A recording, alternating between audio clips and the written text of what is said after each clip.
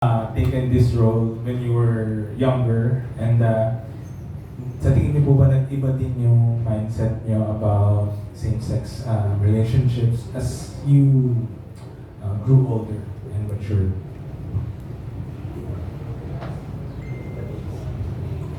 In all honesty, siguro if I were younger, hindi. Hindi ko matatanggap ito. Kahit na yung pagka-artista ko, gusto kong pairalin.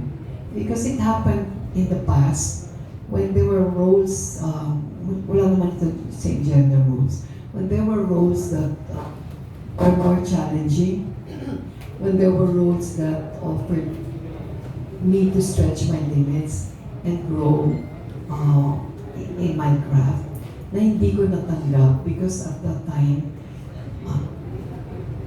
maliit pa yung mga anak ko. And I was just concerned na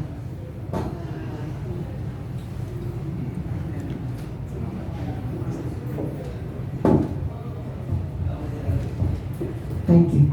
Napaka yung maintindihan husband kung ano yung nag-udyok sa akin ng gampanan nito. Pero ngayon, after having gone through so much and through many years, wala na sa akin yung, ano mo may term kami sa school na tinuro ng mga madre. Ang tawag niya doon, human respect. And at face value, pag nadinig natin yung human respect, uy, maganda yan, meaning nire-respeto mo yung katawan. Hindi pala negative pala yun where they were concerned because it meant too much concern, an unnecessary concern and anxiety about what people will think and what people will say. Eh habang tumatanda ka pala, hindi na masyadong nabibigyan ng importansya ng timbang yun. Dahil sa pagkatao mo, marami nang mas mahalaga. And this is part of the experience I've had through the years.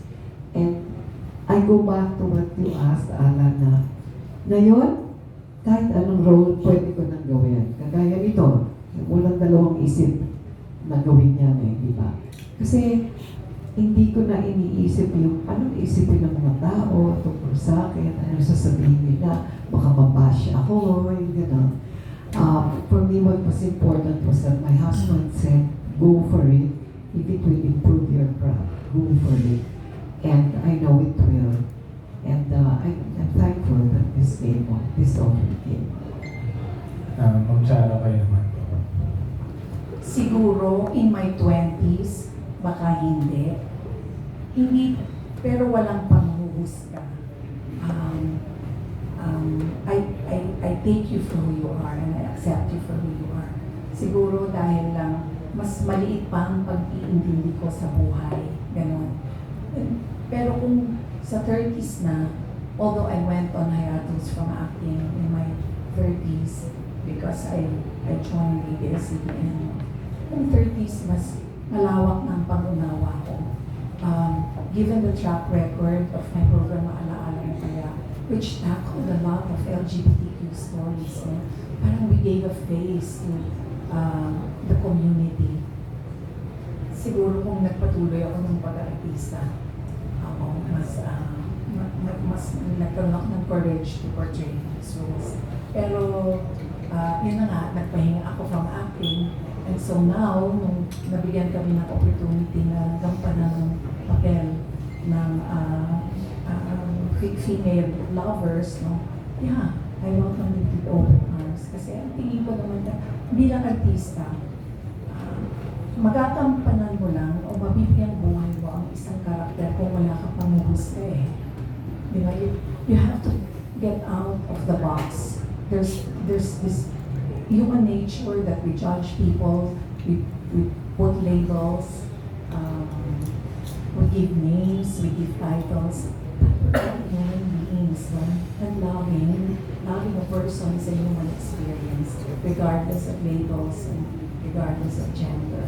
So, yeah, kasama yan sa pagiging artista. Whether you're portraying a saint or a sinner,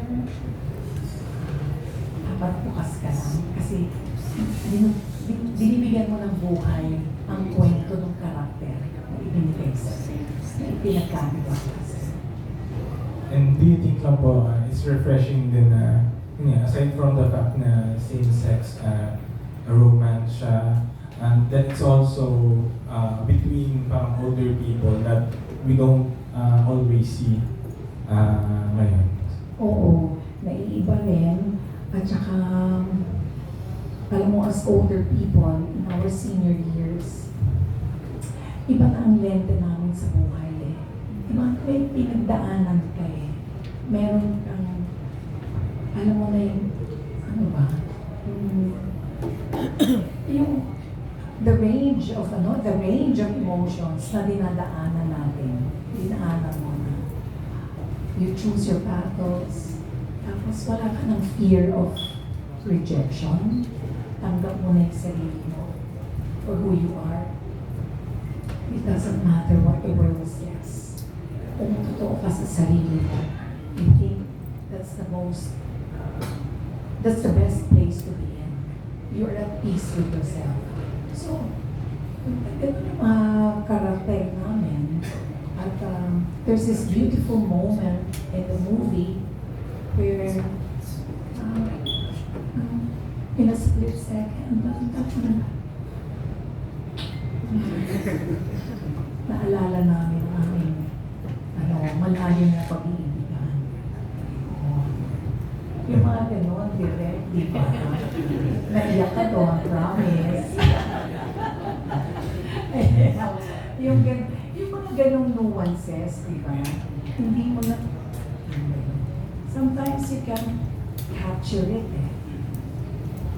It's a moment in time when you're facing your loved one and you forget about the world.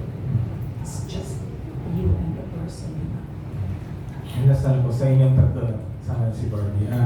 Parang isa rin sa mga fear kasi yung, di ba yung tatanda ka and na baka wala kang katuwang or walang pag-aalaga sa inyo. Kayo ba na-experience